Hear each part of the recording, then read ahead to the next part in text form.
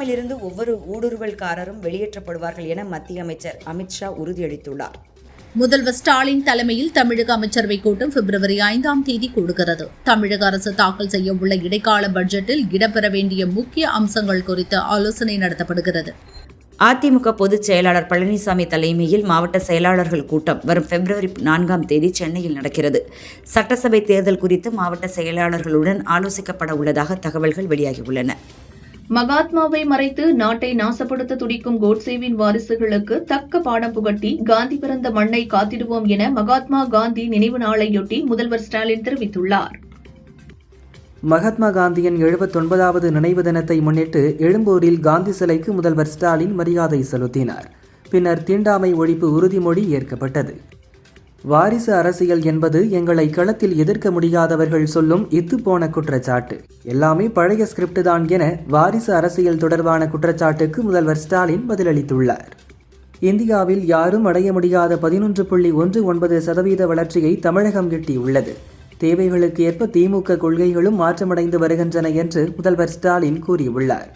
சமூகத்தில் எந்த பிரிவினரும் தனித்துவிடக்கூடாது என்பதால் தான் திமுக பார்த்து திட்டங்களை செய்கிறது என்றார். சட்டசபை தேர்தலை முன்னிட்டு சுற்றுப்பயணம் மேற்கொள்ள பாஜக பொறுப்பாளர்கள் நியமிக்கப்பட்டனர். 2 முதல் 7 சட்டசபை தொகுதிகளுக்கு ஒரு சுற்றுப்பயண பொறுப்பாளரை கட்சி தலைமை நியமித்துள்ளது.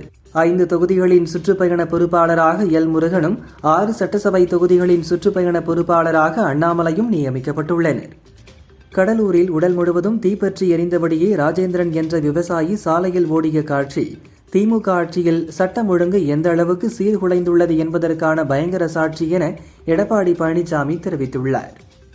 சம வேலைக்கு சம ஊதியம் கேட்டு போராடி வரும் இடைநிலை ஆசிரியர்களின் ஊதியத்தை தமிழக அரசு பிடித்தம் செய்திருக்கிறது. ஆசிரியர்களுக்கு திமுக அரசு மீண்டும் அநீதி இழைப்பது கண்டிக்கத்தக்கது என அன்புமணி கூறியுள்ளார். தமிழகத்தில் சட்டம் ஒழுங்கு என்னும் வார்த்தை இன்னும் உயிர்ப்புடன் இருக்கிறதா அல்லது ஒட்டுமொத்தமாக சமாதி கட்டப்பட்டு விட்டதா என தமிழக பாஜக தலைவர் நைனா நாகேந்திரன் கேள்வி எழுப்பியுள்ளார். எந்த கட்சியும் நம்மை போல பொதுக்கூட்டம் நடத்தியதில்லை. எந்த எதிர்பார்ப்பும் இல்லாமல் உங்கள் சொந்த செலவில் வருகிறீர்கள். உங்களுக்கு நன்றி. நாளை முக்கியமான நாள் என தேமுதிக பொதுச் செயலாளர் பிரேமலதா கூறியுள்ளார். சமூக நீதி குறித்து பிறருக்கு வகுப்பெடுக்கும் முதல்வர் ஸ்டாலினோ அவரது புதல்வரோ தூய்மை பணியாளர்களுக்கு அரசு வழங்கும் உணவை ஒரு வாயாவது உண்பார்களா என நயினார் நாகேந்திரன் கேள்வி எழுப்பியுள்ளார். மக்கள் வரி பணத்தில் தூய்மை பணியாளர்களுக்கு தரமான உணவை கூட வழங்க முடியவில்லை என்றால் எதற்காக வெட்டி விளம்பரங்கள் உங்களுக்கு என முதல்வர் ஸ்டாலினுக்கு அண்ணாமலை கேள்வி எழுப்பியுள்ளார். தமிழகத்தில் கொடூர கொலைகளும் கொலை முயற்சி சம்பவங்களும் நடைபெறாத நாளே இல்லை என்ற அளவுக்கு சட்டம் ஒழுங்கு சந்திச்சிருக்கிறது. தமிழகத்தில் காவல்துறை இருக்கிறதா என்ற சந்தேகம் எழுகிறது என மத்திய அமைச்சர் எல் முருகன் கூறியுள்ளார். தேர்தல் அறிக்கையை ஒரு கட்சி கதாநாயகன் என்கிறது, மற்றொரு கட்சி கதாநாயகி என்கிறது. ஆனால் பாஜகவின் தேர்தல் அறிக்கை எல்லாவற்றுக்கும் தாயாக இருக்கும் என பாஜக மூத்த தலைவர் தமிழிசை தெரிவித்துள்ளார். தங்கம் விலை சவரனுக்கு ஒரே நாளில் 7,600 ரூபாய் குறைந்து ஒரு சவரன் 1,26,800க்கும், கிராமுக்கு 950 ரூபாய் குறைந்து ஒரு கிராம் 15,850க்கும் விற்பனையாகிறது. வெள்ளி கிராமுக்கு 20 ரூபாய் குறைந்து ஒரு கிராம் 405 ரூபாய்க்கு விற்பனை செய்யப்படுகிறது. பழனி முருகன் அருளால் தமிழகம் என்றுமே தெய்வீக பூமியாகவும் ஆன்மீக பூமியாகவும் இருக்க வேண்டும் என்றால் ஊழல் மிக்க மக்களுக்கு எதிரான ஆட்சி அகற்றப்பட வேண்டும் என பாஜக எம்எல்ஏ வானதி சீனிவாசன் கூறியுள்ளார். மக்கள் அடிப்படை வசதிகள் இன்றி தவிக்கும் போது 72,000 கோடியில் கோவை மதுரைக்கு மெட்ரோ திட்டம் தேவையில்லை. இது தோல்வியடைந்த திட்டம். மெட்ரோ திட்டம் முதல் சிறைவாசிகள் விடுதலை வரை ஆட்சியாளர்கள் தோற்றுவிட்டார்கள் என கோவையில் சீமான் கூறினார். தற்காலிக பணி நியமனங்கள் 11 மாத கால வேலை அடிப்படையில் வருவார்கள். அவர்களை நிரந்தரப்படுத்த முடியாது. இது தெரியாமல் ஒரு சிலரால் தூண்டிவிடப்பட்டு போராட்டம் நடத்தப்படுகிறது. அரசு ஊழியர்களின் போராட்டத்தை பற்றி நான் அப்படி சொல்லவில்லை என தனது கருத்துக்கு மா சுப்பிரமணியன் விளக்கம் அளித்தார். இண்டி கூட்டணி 200 இடங்களுக்கு குறையாமல் வெற்றி பெறும் என நாகையில் மதிமுக பொதுச் செயலாளர் வைகோ கூறினார். பிரதமர் மோடிக்கு கொத்தடிமையாக இருக்கும் இபிஎஸ்க்கு எங்கள் ஆட்சியை பற்றி பேச தகுதியில்லை என்றார். ஆம்ஸ்ட்ராங் கொலை வழக்கில் கைதாகி புழல் சிறையில் உள்ள ரவுடி பொன்னை பாலுவுக்கு 5 நாட்கள் இடைக்கால ஜாமீன் வழங்கி சென்னை அமர்வு நீதிமன்றம் உத்தரவு பிறப்பித்துள்ளது. பாலுவின் தாய் இறந்துவிட்டதால் இறுதிச் சடங்கில் பங்கேற்க ஜாமீன் வழங்கப்பட்டுள்ளது. பிடி உஷா கணவர் ஸ்ரீனிவாசன் வீட்டில் தனியாக இருந்தபோது மயங்கி விழுந்து காலமானார். பிடி உஷா பாராளுமன்ற கூட்டத்தில் கலந்து கொள்வதற்காக சென்ற நிலையில் இறந்துள்ளார். இவர்களுக்கு டாக்டர் உஜ்வல் விக்னேஷ் என்ற மகன் உள்ளனர். சபரிமலை துவாரபாலகர் சிலை தங்க கவச திருட்டு சம்பவம் தொடர்பாக நடிகர் ஜெயராமிடம் சிறப்பு புலனாய்வு குழுவினர் விசாரணை நடத்தினர். சிலைக்கான தங்கம் சென்னை கொண்டு வந்தபோது ஜெயராமின் வீட்டில் வைத்து பூஜை நடந்தது. இதன் அடிப்படையில் விசாரணை நடந்ததாக தகவல்கள் வெளியாகியுள்ளன. மகாத்மா காந்தியின் சுதேசி கொள்கையை வளர்ந்த மற்றும் தற்சார்பு கொண்ட இந்தியாவிற்கான நமது உறுதிப்பாட்டின் அடிப்படை தூண் என மகாத்மா காந்தியின் நினைவு தினத்தை முன்னிட்டு பிரதமர் மோடி கூறியுள்ளார். இந்தியாவில் நிபா வைரஸ் பாதிப்பால் பெரிய அச்சுறுத்தல் இல்லை. இதனால் பயண கட்டுப்பாடுகளோ வர்த்தக கட்டுப்பாடுகளோ ஏதும் விதிக்க தேவையில்லை என உலக சுகாதார நிறுவனம் தெரிவித்துள்ளது. மகாராஷ்டிரா துணை முதல்வர் அஜித் பவார் சென்ற விமானம் விபத்துக்குள்ளான இடத்தில் மகாராஷ்டிரா காவல்துறையின் சிறப்பு குழுவும் தடயவியல் நிபுணர்கள் குழுவும் ஆய்வு செய்து வருகின்றனர். விமானிகளுக்கு வாராந்திர ஓய்வு அளிக்கப்பட வேண்டும் என்ற விதியில் விலக்களிக்கப்பட மாட்டாது என டெல்லி ஹைகோர்ட்டில் டிஜிசிஏ தெரிவித்துள்ளது. வயநாடு நிலச்சரிவு பேரிடரில் வீடு உடைமைகளை இழந்த 555 பேரின் வங்கிக் கடன்களாக 18,75,00,000 ரூபாயை கேரள அரசே திருப்பிச் செலுத்த உள்ளது. முதல்வர் பேரிடர் நிவாரண நிதியிலிருந்து இந்த தொகை வங்கிகளுக்கு அரசு செலுத்துகிறது. காங்கிரஸ் பொதுச் செயலாளர் கே.சி. வேணுகோபால் 2 நாள் பயணமாக தமிழகம் மற்றும் புதுச்சேரி வருகிறார். பிப்ரவரி 1 பல்லாவரத்தில் நடக்கும் பேரணியில் பங்கேற்ற பின் புதுச்சேரி செல்கிறார். புதுவையில் காங்கிரஸ் சார்பில் நடக்கும் பாத யாத்திரை நிறைவு நாள் பொதுக்கூட்டத்தில் பங்கேற்று பேசுகிறார். சத்தீஸ்கர் மாநிலம் சுக்மா மாவட்டத்தில் 2 பெண்கள் உட்பட 4 நக்சல்கள் ஆயுதங்களுடன் போலீசில் சரணடைந்தனர். அரசு ஊழியர்கள் ஃபேஸ்புக், இன்ஸ்டாகிராம் போன்ற சமூக வலைதள கணக்குகள் தொடங்க இனி உயர் அதிகாரிகளின் அனுமதி பெற வேண்டும் என பீகார் அரசு அதிரடி உத்தரவு பிறப்பித்துள்ளது. ஃபேக் ஐடி கூடாது, அரசின் லோகோ, அரசு பதவிகளை ரீல்ஸ் புகைப்படத்தில் குறிப்பிடக்கூடாது உள்ளிட்ட பல கட்டுப்பாடுகளும் விதிக்கப்பட்டுள்ளது. மகாராஷ்டிர துணை முதல்வர் அஜித் பவார் விமான விபத்தில் பலியானதைத் தொடர்ந்து அவர் வகித்து வந்த துறைகளை தேசியவாத கட்சிக்கு ஒதுக்க வேண்டும் என அக்கட்சித் தலைவர்கள் முதல்வர் தேவேந்திர பட்னவிஸிடம் கோரிக்கை விடுத்துள்ளனர். அனைத்து பள்ளிகளிலும் மாணவிகளுக்கு இலவசமாக சானிட்டரி நாப்கின் வழங்க சுப்ரீம் கோர்ட் உத்தரவிட்டுள்ளது. அனைத்து பள்ளிகளிலும் மாணவர்களுக்கும் மாணவிகளுக்கும் தனித்தனியே சுகாதாரமான கழிவறைகள் இருக்க வேண்டும் என்றும் தெரிவித்துள்ளது. சட்டம் ஒழுங்கு சீரழிந்துள்ள நிலையில் மனசாட்சியே இல்லாமல் தமிழகம் பாதுகாப்பாக உள்ளது. எந்த கொம்பனாலும் குறை சொல்ல முடியாத ஆட்சி என முதல்வர் ஸ்டாலின் வாய்க்கூசாமல் பொய் சொல்கிறார் என விஜய் தெரிவித்தார். பல தொகுதிகளில் திமுகவில் அதிகாரமிக்க நபர்களுக்கு வேண்டியவர்கள் தாங்கள்தான் வேட்பாளர் என கூறி வருகின்றனர். அவர்களை ஸ்டாலின் அழைத்து கண்டித்துள்ளார். 2026 சட்டசபை தேர்தலிலும் திமுக 500க்கும் மேற்பட்ட வாக்குறுதிகளை கொடுக்க உள்ளதாக கூறப்படுகிறது. கடந்த தேர்தலில் வாக்குறுதி அளித்து நிறைவேற்றாத நீட் தேர்வு ரத்து, சிலிண்டருக்கு 100 ரூபாய் மானியம், மாதம் ஒருமுறை மின்கட்டண கணக்கீடு என 150க்கும் மேற்பட்ட வாக்குறுதிகளை மீண்டும் சேர்க்க உள்ளதாக கூறப்படுகிறது. எதிரெதிர் துருவங்கள் போல காட்டிக்கொண்டு பாரதிய ஜனதாவை எதிர்ப்பதில் மறைமுகமாக ஒன்றிணைந்து இரட்டை குழல் துப்பாக்கிகளாக செயல்படும் அரசியல் நடிகர்கள் விஜயும் திருமாவளவனும் இனி மக்களை ஏமாற்ற முடியாது என பாரதிய ஜனதா தெரிவித்துள்ளது. தமிழகத்தில் திராவிட மாடல் 2.0 மீண்டும் அமைக்க பெரும்பான்மை பெண்கள் முடிவெடுத்து விட்டார்கள் என அமைச்சர் நேரு தெரிவித்துள்ளார். திமுக காங்கிரஸ் உடனான கூட்டணி பேச்சுவார்த்தை நன்றாக போய்கொண்டிருக்கிறது என கனிமொழி எம்பி தெரிவித்தார். எல்லா பேச்சுவார்த்தை முடிந்ததும் தலைவர் அறிவிப்பார் என்றார். பி.டி. உஷாவின் கணவர் ஸ்ரீனிவாசன் மறைவுக்கு முதல்வர் ஸ்டாலின் இரங்கல் தெரிவித்துள்ளார். அவரை இழந்து தவிக்கும் குடும்பத்தினருக்கு எனது இதயபூர்வமான இரங்கலும் ஆறுதலும் என ஸ்டாலின் கூறியுள்ளார். பாஜகவின் பக்கத்தில் இருப்பவர்கள் அனைவரும் தான் ஊழல்வாதிகள் என முதல்வர் ஸ்டாலின் தெரிவித்தார். திமுகவின் மீது வைக்கும் ஊழல் குற்றச்சாட்டுகள் ஏதாவது நீதிமன்றத்தில் நிரூபிக்கப்பட்டுள்ளதா என்றார். தேர்தல் வரப்போகிறது என்ற காரணத்திற்காகவே தற்காலிக மற்றும் ஒப்பந்த பணியாளர்கள் அனைவரும் பணி நிரந்தரம் கோருவது இப்போது ஒரு ஃபேஷன் ஆகிவிட்டது என பன்னோக்கு மருத்துவமனை பணியாளர்கள் பணி நிரந்தரம் கோரி போராடுவது குறித்த கேள்விக்கு அமைச்சர் மா. சுப்பிரமணியன் பதிலளித்தார். சட்டசபை தேர்தலை முன்னிட்டு 3 சட்டமன்ற தொகுதிகளுக்கு பாஜக சுற்றுப்பயண பொறுப்பாளராக வானதி சீனிவாசன் நியமிக்கப்பட்டுள்ளார். அதேபோல் 5 தொகுதிகளுக்கு தமிழிசை சவுந்தரராஜன் நியமனம் செய்யப்பட்டுள்ளார். 45% என்பது கூட மிக குறைவான கணக்குதான் என்பதை 2026 சட்டசபை தேர்தலில் திமுக அடையப் போகும் வரலாற்று வெற்றியை நிரூபிக்கும் என்று சி ஓட்டர்ஸ் கருத்து கணிப்பு குறித்து அமைச்சர் கே.என். நேரு அறிக்கை வெளியிட்டுள்ளார். ஓபிஎஸ் கோரிக்கையை இபிஎஸ் நிராகரித்தது குறித்து ஓபிஎஸ்ஸிடம் செய்தியாளர்கள் கேட்டபோது அதற்கு அதெல்லாம் பழைய செய்தி என கூறி புறப்பட்டு சென்றார் ஓபிஎஸ். ராகுல் கனிமொழி சந்திப்பில் காங்கிரஸ் கட்சிக்கு 41 சீட் கேட்கப்பட்டதாக வெளியான தகவலில் உண்மையில்லை என செல்வ பெருந்தகை கூறினார். முகத்தில் துண்டு போட்டுக் கொண்டா கனிமொழி ராகுலை பார்த்தார்? முகத்தில் துண்டு போட்டுக் கொண்டு பார்த்தது யார்? அடிமையாக இருப்பவர்கள்தான் பயந்து போய் பார்க்க வேண்டும் என ராகுல் கனிமொழி சந்திப்பை விமர்சித்த இபிஎஸ்க்கு செல்வ பெருந்தகை பதிலடி கொடுத்துள்ளார். பண்ருட்டி அருகே விவசாயி உயிருடன் எரிக்கப்பட்டுள்ளார். தமிழகத்தின் சட்டம் ஒழுங்கை திமுக அரசு பராமரிக்கும் லட்சணம் இதுதானா என அன்புமணி கேள்வி எழுப்பியுள்ளார். ஓபிஎஸ் கட்சியில் சேர்க்க வேண்டும் என்பதை கேட்பதற்கு ஒரு முறை இருக்கிறது. ஊடகம் வழியாக தான் கேட்க வேண்டுமா என செல்லூர் ராஜு கேட்டார். அவர் நடத்தும் நாடகத்தை எல்லாம் மக்கள் பார்த்து சலித்து விட்டார்கள் என்றார். அறையில் அமர்ந்து அரசியல் செய்கிறார் விஜய். விஜயை நாங்களாகவே திட்டவில்லை. ஆனால் எங்களை திட்டினால் நாங்கள் திட்டாமல் இருக்க முடியாது. எங்களை விமர்சித்ததால் நாங்கள் விஜயை விமர்சித்தோம் என தவிக தலைவர் விஜய் மீதான விமர்சனம் குறித்து செல்லூர் ராஜு கருத்து தெரிவித்துள்ளார்.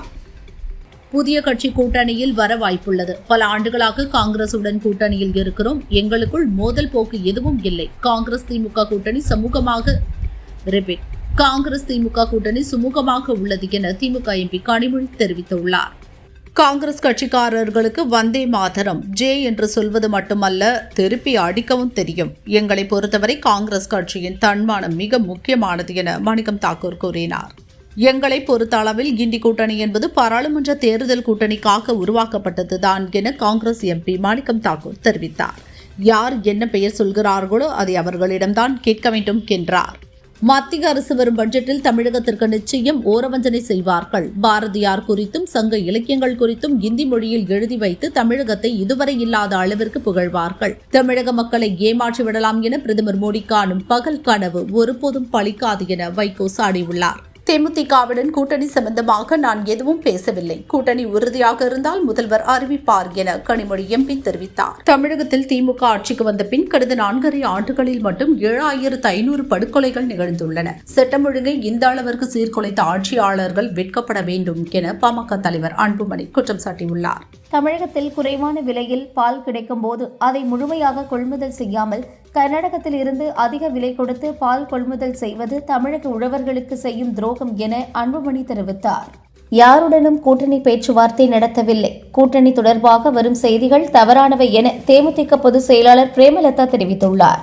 எங்களுக்குரிய மரியாதை கிடைக்கும் இடத்தில் கூட்டணி அமைப்போம். ஆளும் கட்சியும் ஆண்ட கட்சியும் கூட்டணியை இறுதி செய்யாத நிலையில் நாங்கள் மட்டும் ஏன் அறிவிக்க வேண்டும் என நெல்லையில் தேமுதிக பொதுச் செயலாளர் பிரேமலதா பேசியுள்ளார். சட்டசபை தேர்தலில் வெற்றி பெற்று அதிமுக ஆட்சி அமைக்கும். நான் தான் முதல்வர் வேட்பாளர் என மத்திய அமைச்சர் அமித்ஷா என்றைக்கோ அறிவித்துவிட்டார் என அதிமுக பொதுச் செயலாளர் பழனிசாமி கூறினார். கரூரில் திமுக எம்எல்ஏ பழனியாண்டி நடத்தி வரும் சட்டவிரோத கல்குவாரி குறித்து செய்தி சேகரிக்க சென்ற நிருபர் மீது கொடூர தாக்குதல் நடத்தியிருப்பது அதிர்ச்சி அளிக்கிறது. திமுக அரசு யாருக்காக ஆட்சி நடத்துகிறது? கடத்தல்காரர்களுக்கா, ரவுடிகளுக்கா என அண்ணாமலை கேள்வி எழுப்பியுள்ளார். மதுரை ஏர்போர்ட்டில் உள்நாடு மற்றும் சர்வதேச விமான போக்குவரத்து இரண்டையும் மேம்படுத்த நடவடிக்கை எடுக்கப்படும் என விமான போக்குவரத்து அமைச்சர் ராம்மோகன் நாயுடு தெரிவித்தார். காரைக்குடியில் சமையல் செய்யும் போது சிலிண்டர் வெடித்து தீ விபத்தில் 3 பேர் படுகாயமடைந்தனர். விபத்து குறித்து காரைக்குடி போலீசார் விசாரிக்கின்றனர். சென்னை கோயம்பேட்டில் முதல் ரக தக்காளி 1 கிலோ 13 ரூபாய்க்கு விற்கப்படுகிறது. 2ஆம் ரக தக்காளி 1 கிலோ 8 ரூபாய்க்கும் 3ஆம் ரக தக்காளி 7 ரூபாய்க்கும் விற்பனையாகிறது. 80 ரூபாய்க்கு விற்பனை செய்து வந்த பீன்ஸ் 1 கிலோ 25 ரூபாய்க்கு விற்கப்படுகிறது.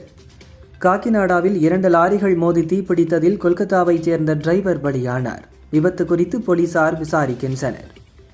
சென்னையில் மாட்டின் உரிமையாளர்கள் மாடுகளுக்கு மைக்ரோசிப் பொருத்தி உரிமம் பெற வேண்டும் என மாநகராட்சி மாமன்ற கூட்டத்தில் தீர்மானம் நிறைவேற்றப்பட்டது.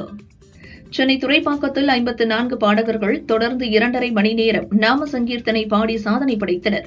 இசைக்கலைஞர்களுக்கு பலரும் பாராட்டு தெரிவித்துள்ளனர். நெல்லையில் வாடிக்கையாளரின் விருப்பத்திற்கு மாறாக டீ மற்றும் ஜூஸில் சர்க்கரை கலந்த ஓட்டல் நிர்வாகம் ரூபாய் 10,000 நஷ்டஈடு தர நுகர்வோர் ஆணையம் உத்தரவிட்டுள்ளது. பொள்ளாச்சி அருகே வடுகபாளையம் பகுதியில் 60 ஆண்டுகளாக செயல்பட்டு வந்த போஸ்ட் ஆபீஸை இடமாற்றம் செய்வதற்கு எதிர்ப்பு தெரிவித்து போஸ்ட் ஆபீஸை முற்றுகையிட்டு பொதுமக்கள் ஆர்ப்பாட்டத்தில் ஈடுபட்டனர். ஈரோடு பெருந்துறையில் பொது சுத்திகரிப்பு நிலையம் அமைக்க அடிக்கல் நாட்டி 3 ஆண்டுகளாகியும் பணிகள் தொடங்கப்படாததை கண்டித்து சிப்காட் வளாகத்தில் போராட்டம் நடத்திய 100க்கும் மேற்பட்ட பாஜவினரை போலீசார் கைது செய்தனர். தைப்பூசத்தன்று வாகன நெரிசலை தடுக்கும் வகையில் திருத்தணி மலைக்கோயிலுக்கு செல்ல ஆட்டோ, பஸ், வேன் உள்ளிட்ட வாகனங்களுக்கு அனுமதி இல்லை. அதற்கு பதிலாக இலவச பஸ் இயக்க ஏற்பாடு செய்யப்பட்டுள்ளதாக கோயில் நிர்வாகம் அறிவித்துள்ளது.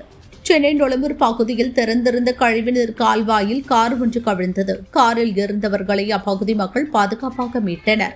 கழிவுநீர் கால்வாய் திறந்திருப்பதால் இதுபோன்ற நிகழ்வு அடிக்கடி நடப்பதாக பொதுமக்கள் புகார் தெரிவித்தனர். கோடநாடு கொலை கொள்ளை வழக்கு இன்று உதகை நீதிமன்றத்திற்கு விசாரணைக்கு வந்தது. குற்றம் சாட்டப்பட்ட வாளையார் மனோஜ், ஜிதின் ஜாய், சந்தோஷ் சாமி, தீபு ஆகியோர் ஆஜராகினர். வழக்கை விசாரித்த நீதிபதி சந்திரசேகர் பிப்ரவரி 13ஆம் தேதிக்கு ஒத்திவைத்தார். விஜயின் ஜனநாயக பட விவகாரத்தில் வழக்கை மீண்டும் விசாரிக்க தனி நீதிபதிக்கு ஹைகோர்ட் அமர்வு உத்தரவிட்ட நிலையில் சென்சார் போர்டு சுப்ரீம் கோர்ட்டில் கேவியட் மனு தாக்கல் செய்துள்ளது. தமிழக அரசு வெளியிட்ட அரசியல் கட்சி ரோட் ஷோ வழிகாட்டு நெறிமுறைகளை ரத்து செய்ய கோரி தாவேகா சார்பில் சென்னை ஹைகோர்ட்டில் வழக்கு போடப்பட்டுள்ளது. திருநெல்வேலி தச்சநல்லூரில் காலை வழங்கப்படும் உணவு தரமற்ற முறையிலும் துர்நாற்றம் வீசுவதாகவும் இந்த உணவை சாப்பிடுவதால் உடல்நலக்குறைவு ஏற்படுவதாகவும் குற்றம் சாட்டிய தூய்மை பணியாளர்கள் உணவை குப்பை தொட்டியில் வீசினர்.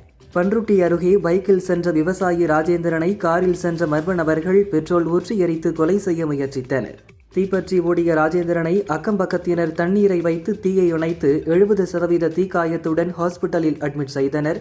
காடாமுலியூர் போலீசார் விசாரிக்கின்றனர். புதுக்கோட்டை மாவட்டம் திருமயம் காவல் நிலைய பெண் தலைமை காவலர் அபர்ணா வீட்டில் 30 சவரன் நகைகளை பையுடன் பெண்மணி ஒருவர் திருடி சென்று விட்டார். சென்னை அடையாறு அருகே பீகார் குடும்பத்தை சேர்ந்த கணவன் மனைவி 2 வயது குழந்தை கொடூரமாக கொலை செய்யப்பட்ட சம்பவத்தில் பெண் உடல் மீட்கப்பட்டது. 3 நாள் தேடுதலுக்கு பிறகு பெருங்குடி குப்பை கிடங்கில் இருந்து சடலம் மீட்கப்பட்டுள்ளது. திருவாரூர் மாவட்டம் மேம்பலம் பகுதியில் உள்ள பெட்ரோல் பங்கிற்கு குடிபோதையில் வந்த 3 இளைஞர்கள் கண்ணாடி பாட்டிலில் பெட்ரோல் கேட்டு தகராறு செய்தனர். பின்னர் ஊழியர்களை தாக்கிவிட்டு பொருட்களை சூறையாடிவிட்டு தப்பி சென்றனர். திருவாரூர் எரவஞ்சாரியைச் சேர்ந்த ஹமிதா ஃபரோஸ் என்ற பெண் 25 சவர நகைகளை மர்ம நபர் வழிப்பறி செய்ததாக போலீசில் புகார் அளித்தார். விசாரணையில் நகைகளை வீட்டில் வைத்துவிட்டு ஹமிதா ஃபரோஸ் நாடகமாடியது தெரியவந்தது. அவரை போலீசார் கைது செய்தனர். சமயபுரம் மாரியம்மன் கோயிலில் தைப்பூச விழாவின் 7ஆம் நாளில் அம்பாள் சிறப்பு அலங்காரத்தில் சேஷ வாகனத்தில் எழுந்தருளி வீதி உலா வந்து பக்தர்களுக்கு அருள் பாலித்தார். வீரபத்ரசாமி ஸ்ரீ மாரியம்மன் கோயில் கும்பாபிஷேக விழா விமர்சையாக நடந்தது. தலையில் தேங்காய் உடைத்து பக்தர்கள் வேண்டுதலை நிறைவேற்றினர். மகா சிவராத்திரி அன்று மற்ற மாநிலங்களில் பொது விடுமுறை வழங்குவது போன்று தமிழகத்திலும் விடுமுறை வழங்க வேண்டும் என இந்து முன்னணி மாநில இணையமைப்பாளர் பொன்னையா தெரிவித்தார். மயிலாடுதுறை மாவட்டம் திருப்பூங்கூர் கிராமத்தில் உள்ள சிவலோக சுவாமி கோயில் கும்பாபிஷேகம் வெகு விமர்சையாக நடந்தது. தர்மபுரம் ஆதீனம் உள்பட திரளான பக்தர்கள் பங்கேற்று சுவாமி தரிசனம் செய்தனர். 1000 ஆண்டுகள் பழமையான திருப்பாலைவனம் லோகாம்பிகை தேவி சமேத பாலேஸ்வரர் கோயிலில் கும்பாபிஷேகம் வெகு விமர்சையாக நடந்தது. பக்தர்கள் திரளாக வந்து தரிசனம் செய்தனர். திருச்செந்தூர் சுப்பிரமணிய சுவாமி கோயிலில் வாழும் கலையமைப்பின் நிறுவனர் ஸ்ரீ ரவிசங்கர் ஜி சுவாமி தரிசனம் செய்தார். திருச்சி மணச்சநல்லூர் ஸ்ரீ பாண்டுரங்கன் பஜனை மடம் 100வது ஆண்டு பூர்த்தி விழா விமர்சையாக நடந்தது. தொடர்ந்து புனித நீர் தெளிக்கப்பட்டு மகா தீபாராதனை காண்பிக்கப்பட்டது. கும்பகோணத்தில் உள்ள காசி விசாலாட்சி சமேத காசி விஸ்வநாத சுவாமி கோயிலில் 43.6 லட்சம் மதிப்பீட்டில் உருவாக்கப்பட்ட புதிய தேர் வெள்ளோட்டம் நடந்தது. திரளான பக்தர்கள் பங்கேற்று தேரை வடம்பிடித்து இழுத்தனர். எனது கிரிக்கெட் வாழ்வின் கடைசி பகுதியில் அணியில் எனக்கு உரிய மரியாதையும் ஆதரவும் கிடைக்கவில்லை. எனது விளையாட்டை என்னால் ரசிக்க முடியவில்லை என இந்திய அணி கிரிக்கெட் வீரர் யுவராஜ் சிங் தெரிவித்தார். கிரிக்கெட்டில் உரிய ஆதரவோ மரியாதையோ வழங்கப்படவில்லை என்பதை உணர்ந்தேன். அதனால் 2019 ஓய்வை அறிவித்தேன் என முன்னாள் கிரிக்கெட் வீரர் யுவராஜ் சிங் தனது ஓய்வுக்கான காரணத்தை கூறியுள்ளார். ஈரானை நோக்கி சக்தி வாய்ந்த போர்க்கப்பல்கள் பயணித்துக் கொண்டிருக்கின்றன. அவற்றை நாங்கள் பயன்படுத்த வேண்டிய அவசியம் ஏற்படாமல் இருந்தால் அது நன்றாக இருக்கும் என அமெரிக்க அதிபர் ட்ரம்ப் ஈரானுக்கு எச்சரிக்கை விடுத்துள்ளார். அமெரிக்காவில் விற்பனை செய்யப்படும் கனடாவின் அனைத்து விமானங்கள் மீதும் 50% வரி விதிக்கப்படும் என அமெரிக்க அதிபர் ட்ரம்ப் அறிவித்துள்ளார். தமிழகத்திலிருந்து திருடிச் செல்லப்பட்ட சோழர் மற்றும் விஜயநகர காலத்தைச் சேர்ந்த 3 வெண்கல சுவாமி சிலைகளை மீண்டும் இந்தியாவிடம் ஒப்படைப்பதாக அமெரிக்கா அறிவித்துள்ளது. கனடா பிரதமரை தொடர்ந்து சீனாவுக்கு சென்ற பிரிட்டன் பிரதமர் கெய்ட் ஸ்டார்மர் புதிய வர்த்தக ஒப்பந்தங்களில் கையெழுத்திட்டார். சீனாவுடன் வர்த்தக உறவுகளை பலப்படுத்தும் நடவடிக்கையில் ஈடுபட்டுள்ள பிரிட்டனுக்கு சீனாவுடன் வர்த்தகம் செய்வது பிரிட்டனுக்கு மிகவும் ஆபத்தானது என்றும் கனடாவுக்கு அதைவிட ஆபத்தானது என அமெரிக்க அதிபர் ட்ரம்ப் புலம்பி வருகிறார். ரஜினிகாந்தின் 173வது படம் குறித்து சில தகவல்கள் வெளியாகி இருக்கிறது. ஹாலிவுட் படமான தி அவுட்ஃபிட் படத்தின் தழுவலாக இந்த படம் உருவாகி இருப்பதாக கூறப்படுகிறது. பல ஆண்டுகளுக்கு பின் ரஜினியும் கமலும் இணைந்து ஒரு படத்தில் நடிக்க உள்ளனர். இதை லோகேஷ் கனகராஜ் இயக்குவதாக கூறப்பட்ட நிலையில் கதை செட் ஆகவில்லை. இப்போது நெல்சன் திலீப்குமார் சொன்ன கதை இருவருக்கும் பிடித்துவிட்டதாம். விரைவில் அறிவிப்பு வெளியாகும் என்கிறார்கள். அட்லி இயக்கத்தில் சூப்பர் ஹீரோ கதையில் நடிக்கும் அல்லு அர்ஜுன் அடுத்து லோகேஷ் கனகராஜ் இயக்கும் படத்தில் நடிக்கிறார். சமீபத்தில் இதற்கான அறிவிப்பு வந்த நிலையில் நாயகியாக பாலிவுட் நடிகை ஷர்தா கபூரை நடிக்க வைக்க பேசுகின்றனர். இவர் உறுதியாகும் பட்சத்தில் லோகேஷ் படத்தில் நடிக்கும் முதல் பாலிவுட் நடிகை ஆவார். வடசென்னை படத்துக்காக மாநில விருது வழங்கி சிறப்பித்த தமிழக அரசுக்கு எனது மனமார்ந்த நன்றியை தெரிவித்துக் கொள்கிறேன். இது எனக்கு ஒரு உண்மையான பெருமையாகவும் விருது பெற்ற மற்ற அனைவருக்கும் எனது மனமார்ந்த வாழ்த்துக்கள் என நடிகர் தனுஷ் தெரிவித்துள்ளார். ராஜமௌலி இயக்கத்தில் மகேஷ் பாபு, பிருத்திவிராஜ், பிரியங்கா சோப்ரா நடிப்பில் பிரம்மாண்டமாக உருவாக்கி வரும் படம் வாரணாசி. காசி எனப்படும் வாரணாசி நகரின் பல இடங்களில் இன் தியேட்டர்ஸ் என்றும் ஏப்ரல் 7, 2027 என்றும் பேனர்கள் வைக்கப்பட்டுள்ளது. இது வாரணாசி படத்தின் வெளியீடு தேதி என கூறப்படுகிறது. இந்த பேனர் சஸ்பென்ஸ் என்ன என்பது விரைவில் தெரியவரும். நடிகர் ரஜினி அவரின் சுயசரிதையை எழுதுகிறார். இது பற்றி அவரது மகள் சௌந்தர்யா கூறுகையில், ஒரே சூப்பர் ஸ்டார்னா அப்பா மட்டுமே. சினிமாவில் அவரின் 50 ஆண்டுகள் என்பது சாதாரணமான சாதனை அல்ல. அவருக்கு பெரிய விழா எடுக்க வேண்டும் என்பது ஆசை. எங்கு எப்படி ஆரம்பிப்பது என தெரியவில்லை. அப்பா அவரது சுயசரிதை வேலையை துவங்கிவிட்டார். அவரது வாழ்க்கை வரலாறு நிச்சயம் குளோபல் சென்சேஷன் ஆகும் என்றார். தமிழ் மலையாளத்தில் உருவாகியுள்ள படம் காதல் கதை சொல்லவா. ஜெயராம், நகுல், ஆத்மிகா உள்ளிட்டோர் நடிக்க சனில் இயக்கியுள்ளார். நகுல் கூறுகையில், காதல் இன்றி வாழ்க்கை இல்லை. அது வாழ்க்கையின் அடிப்படையான ஒன்று. எல்லோர் வாழ்விலும் ஒரு காதல் கதை இருக்கிறது. இது ஒரு வித்தியாசமான கதை. இந்த கதையை தொடர்புபடுத்தி பார்த்து கொள்ள முடியும். வாழ்க்கையில் ஏற்ற இறக்கங்கள் இருக்கும். எது எப்போது நடக்குமோ அது அப்போது நடக்கும். அதுதான் எனது வாழ்க்கையிலும் நடக்கிறது என்றார். பொன்னியின் செல்வன் 1ஆம் பாகம் படத்திற்காக சிறந்த இசையமைப்பாளர் விருது பெறுவதில் மிகுந்த பெருமை அடைகிறேன். தமிழக அரசுக்கு நன்றி என AR ரஹ்மான் தெரிவித்துள்ளார். அஜந்தா எல்லோரா சர்வதேச திரைப்பட விழாவில் இசையமைப்பாளர் இளையராஜாவுக்கு பத்மபாணி விருது வழங்கப்பட்டது. இதில் பேசிய அவர், இந்த விழாவிற்கு வரும் முன் எனது 1541 பட பின்னணி இசையை முடித்துவிட்டு வந்தேன். இன்னும் எனக்கு இசை தெரியாது. ஒருவேளை தெரிந்திருந்தால் வீட்டில் முடங்கியிருப்பேன். கற்க நிறைய இருப்பதால் இப்போதும் உழைக்கிறேன்.